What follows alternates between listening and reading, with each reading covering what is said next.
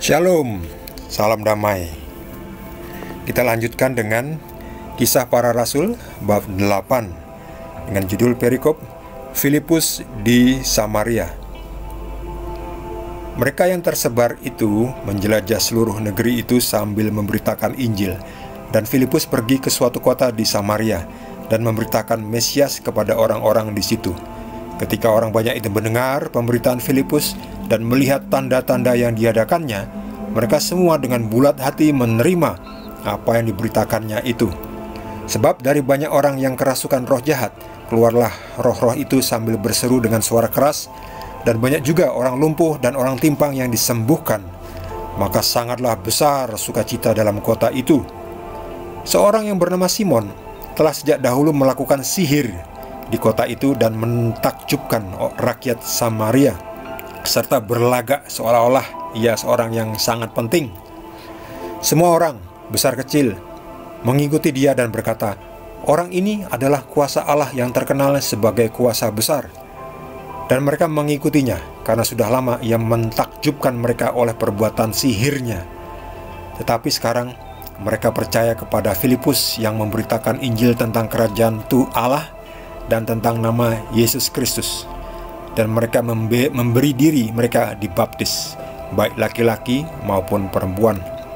Simon sendiri juga menjadi percaya, dan sesudah dibaptis ia senantiasa bersama-sama dengan Filipus dan takjub ketika ia melihat tanda-tanda dan mukjizat-mukjizat besar yang terjadi. Ketika rasul-rasul di Yerusalem mendengar bahwa tanah Samaria telah menerima firman Allah, mereka mengutus Petrus dan Yohanes ke situ. Setibanya di situ, kedua rasul itu berdoa supaya orang-orang Samaria itu beroleh Roh Kudus.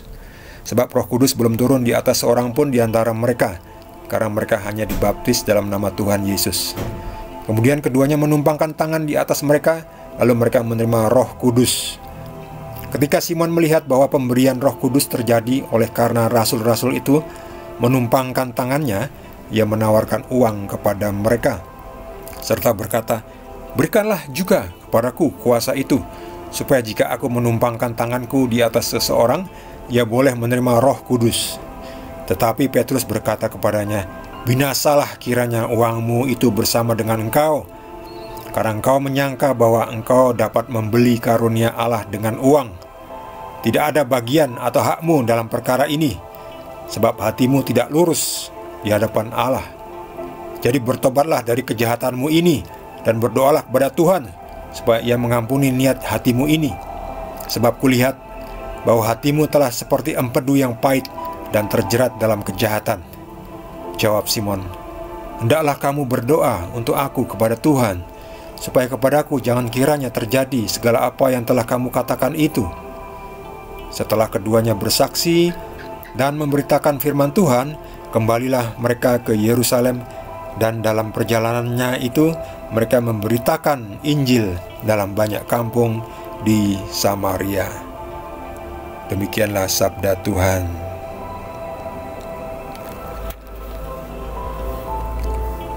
Setelah sebelumnya terjadi penganiayaan dan banyak pengikut Yesus yang terserak ya ke berbagai tempat sampai juga ke Samaria ya. Dan Filipus juga pergi ke Samaria ya. Samaria itu dekat Yudea. Samaria kalau sekarang ini seperti West Bank, tepi barat yang ditinggali orang Palestina ya. Zaman dahulu itu miliknya Israel itu.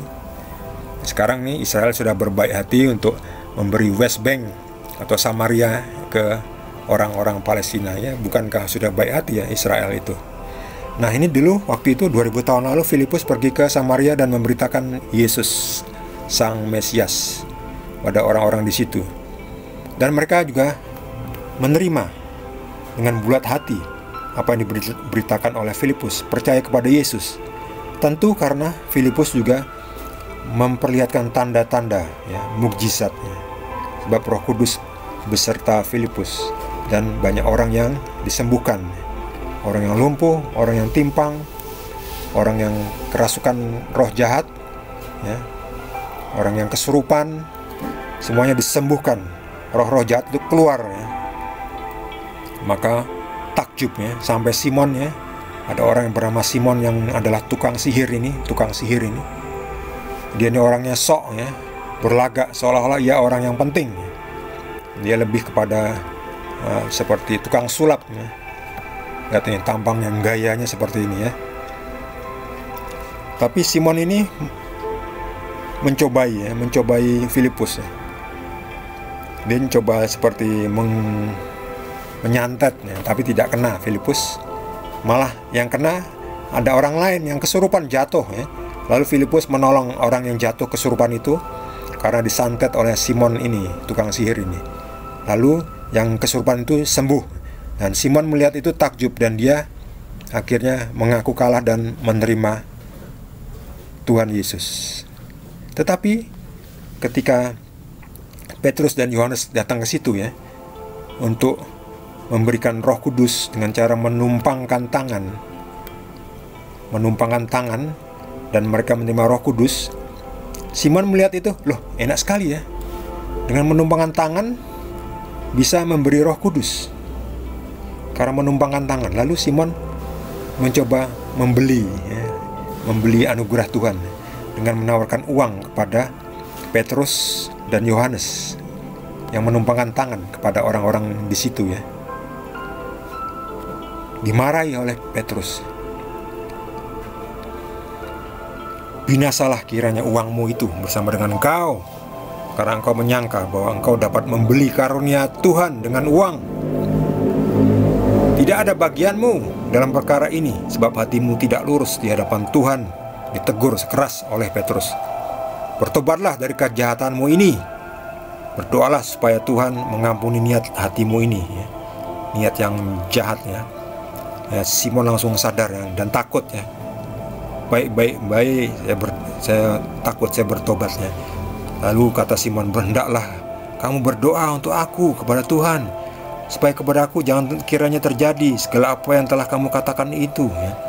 Karena kan tadi Petrus mengatakan, kamu tidak berhak, binasalah kiranya uangmu itu bersama dengan engkau, karena engkau mengira kamu bisa membeli karunia Tuhan dengan uang. Nah itulah manusia di dunia ini, kalau dikuasai uang, mereka pikir mereka bisa membeli semuanya. Ya uang memang kita perlukan, uang memang bisa membeli banyak hal. Uang bisa membeli banyak sekali hal, barang, jasa, dan sebagainya. Tetapi uang tidak bisa membeli semuanya, hanya sebagian ya. Memang uang kita perlukan ya. Uang itu bisa beli makan, bisa beli laptop, bisa beli rumah, bisa perbaiki rumah, bisa beli mobil, motor, handphone baru, bisa untuk tamasya, bisa beli obat. Tetapi uang tidak bisa membeli kesembuhan. Kesembuhan itu dari Tuhan ya, anugerah Tuhan. Kita hanya bisa beli obat. Obat memang ada harganya dan kita bisa beli kalau kita punya uang. Uang memang punya kuasa untuk membeli, tetapi uang tidak bisa mendatangkan kesembuhan. Kesembuhan itu murni kuasanya Tuhan ya, hak prerogatif Tuhan. Obat itu hanya melalui ya, hanya fasilitas, hanya alat. Tetapi kesembuhan datang dari Tuhan. Bahkan tanpa obat pun bisa sembuh. Buktinya ini Filipus menyembuhkan banyak orang ini.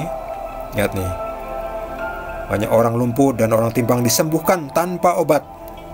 Jadi kesembuhan datang dari Tuhan ya, bukan dari obat. Obat hanya alatnya. Tuhan bisa memakai obat untuk menyembuhkan manusia, tetapi kesembuhan hanya datang dari Tuhan ya. Uang tidak bisa membeli kesembuhan. Uang tidak bisa membeli kesehatan. Itu adalah anugerah Tuhan. Makanya yang paling penting adalah jangan berdosa. Sebab berdosa itu mendatangkan penyakitnya. Karena berdosa itu mendatangkan kuasa kegelapan. Karena berdosa itu membuka selubung yang melindungi kita dari serangan roh-roh iblis. Serangan roh-roh iblis itu yang akan membuat kita sakit. Bagi saudara yang mendapatkan tambahan penjelasan dari Roh Kudus, boleh juga berbagi dengan kita semua. Bagi yang belum subscribe, jangan lupa di subscribe dan juga di like. Kita akan lanjutkan dengan perikop berikutnya dari Kisah Para Rasul. Terima kasih. Tuhan Yesus berkati kita semua.